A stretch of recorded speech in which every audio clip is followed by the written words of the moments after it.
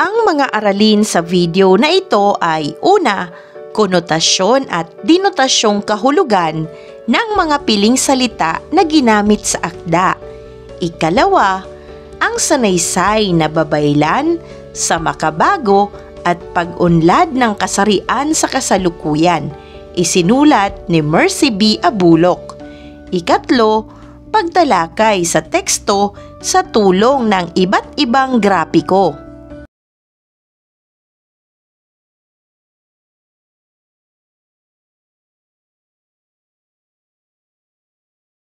Sa unang bahagi ng video na ito, tukuyin natin ang denotasyon at konotasyong kahulugan ng mga piling salita. Unang bilang, hugis mahirap. Denotasyong kahulugan, pisikal na anyo o itsura na nagpapakita ng kahirapan sa buhay. Ang konotasyon, tumutukoy sa suliranin na mahirap solusyonan o komplikadong kalagayan. Ikalawang salita, misteryo. Ang denotasyong kahulugan, tumutukoy sa isang bagay na hindi maliwanag o mahirap unawain. Karaniwang may kinalaman sa mga kaganapan o sitwasyon na hindi pa natutuklasan o naipaliwanag. Ang konotasyong kahulugan, maaaring maglaman ng mga ideya, ng intriga, takot o pag-uusisa. Ikatlong salita, kamalayan. Ang denotasyong kahulugan, alam ang kaganapan, mulat sa maraming bagay o di kaya nababatid ang mga kaganapan sa kanyang paligid. Ang maaaring konotasyong kahulugan, maaaring maglaman ng mga ideya ng pag-unawa, pagninilay at pagkakaroon ng malalim na pag-iisip. Ikaapat na salita, mangahas. Ang denotasyong kahulugan, lakas loob, pagkilos ng may tapang. Ang maaaring konotasyong kahulugan, pagiging matatag. Ikalimang salita, ilaw. Ang denotasyong kahulugan, liwanag na nagbibigay ng pagmamasid sa mga bagay. Ang maaaring konotasyong kahulugan, simbolo ng pag-asa, kaalaman o gabay. Sa ikalawang bahagi ng video na ito, pakinggan at sabayan mong unawain ang tekstong babaylan sa makabago at pag-unlad ng kasarian sa kasalukuyan. Ito ay mula sa panulat ni Mercy B. Abulok. Ang kasaysayan ng Pilipinas ay hugis mahirap, puno ng kulay at misteryo. Ngunit sa kabila ng mga pagbabago at hamon ng panahon, may mga katulad ng babaylan na patuloy na naglilingkod bilang mga gabay at tagapagtaguyod ng pag-unlad at pagbabago sa usaping gender and development o GAD sa kasalukuyang panahon. Ang mga babaylan ay sinaunang manggagamot, tagapamagitan sa espiritualidad at punong guro sa kasarian. Sila ay may mahalagang papel hindi lamang sa pag-aalaga ng kalusugan ng mga katawan, kundi lalo na sa paglilinang ng kabatiran at kamalayan hinggil sa kahalagahan ng pag-unlad ng mga kababaihan at iba't ibang sexualidad. Hindi lingid sa ating kaalaman na masyadong mababa ang pagtingin ng mga tao noon sa mga kababaihan. Batay sa sinaunang panahon, ang pangunahing gampanin ng mga kababaihan ay mag-alaga ng pamilya at gawin ang mga gawaing bahay.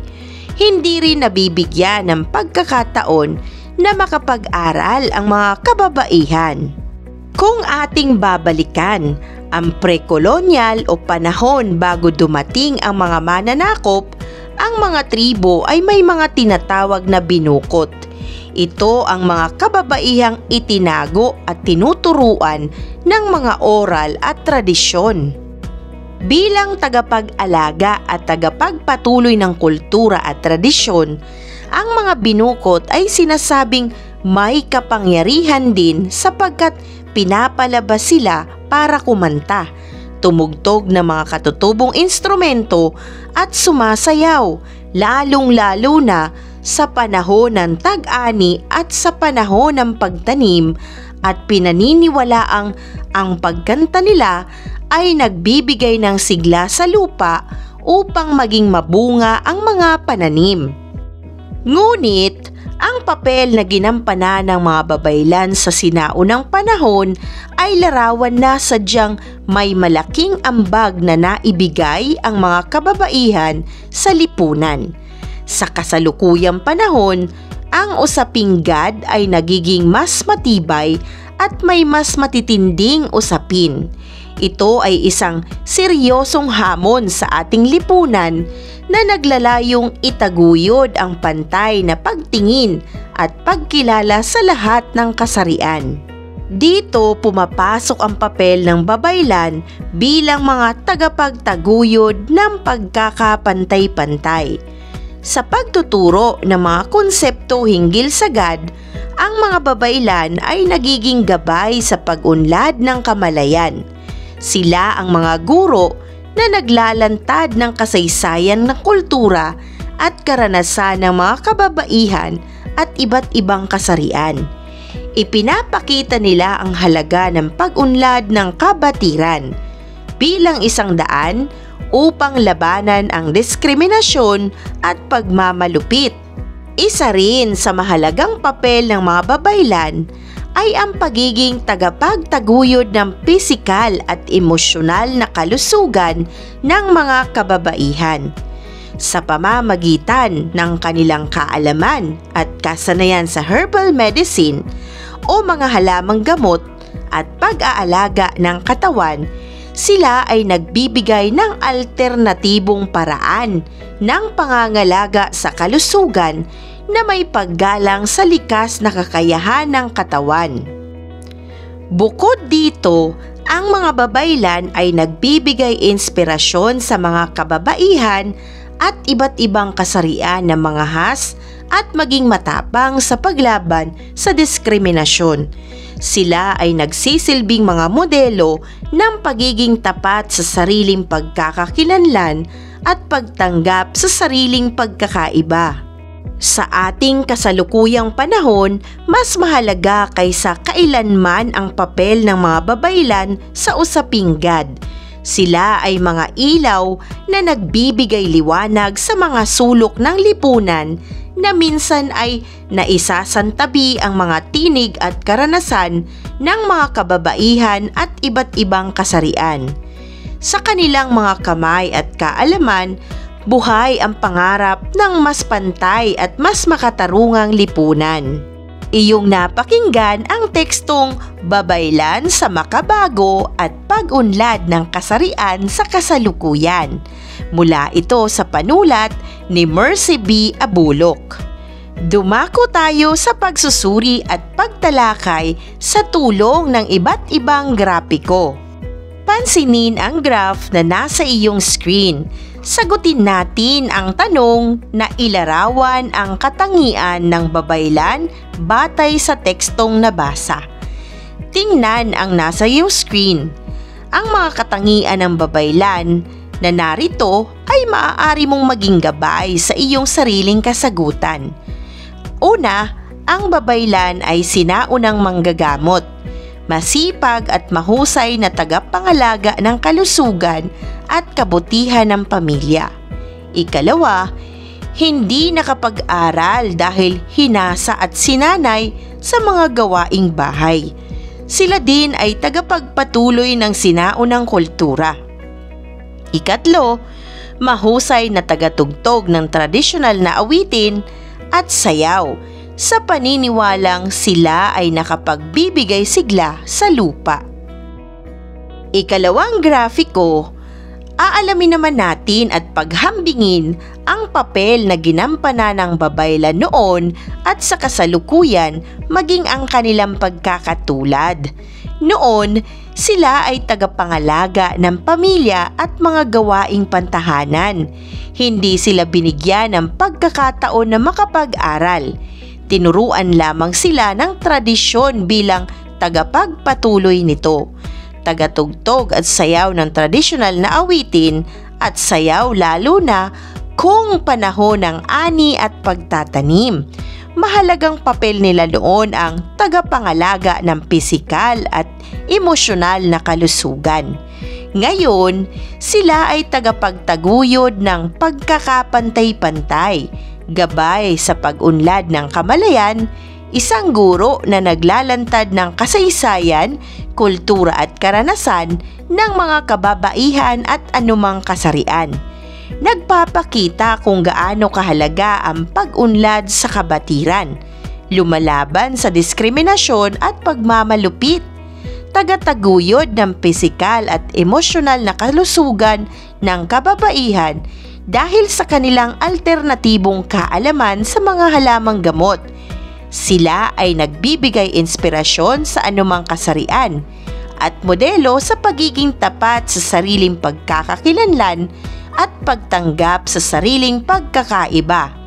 Sila ay mga ilaw na nagbibigay liwanag sa mga sulok ng lipunan na minsan ay naisasantabi ang mga tinig at karanasan ng kababaihan at iba't ibang kasarian. Ang pagkakatulad nila ay noon at ngayon ang babaylan ay nagsilbing inspirasyon sa lahat.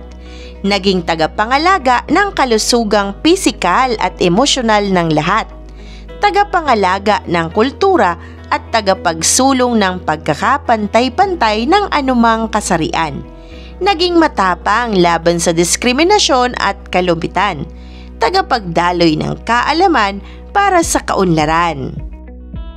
Ang ikatlong grafiko na iyong makikita ay pagbibigay ng mga pangyayari na nagpapakita ng dahilan at resulta sa tekstong ating binasa. Ang maaari nating mailagay sa sanhi ay ang mga sumusunod. Una, ang mga babaylan ay sinaunang manggagamot, tagapamagitan sa espiritualidad, at ang naging bunga nito, naging mahalagang papel nila ang pag-aalaga ng kalusugan ng katawan, tagapaglinang ng kabatiran at kamalayan. Ikalawang sanhi, pangunahing gampanin ang mag-alaga ng pamilya at mga gawaing bahay. At ang naging bunga nito, hindi nabibigyan ng pagkakataon na makapag-aral.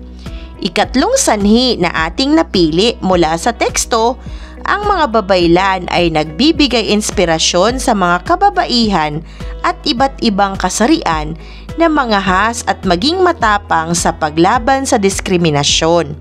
Ang naging bunga nito, sila ay nagsisilbing mga modelo ng pagiging tapat sa sariling pagkakakilanlan at pagtanggap sa sariling pagkakaiba.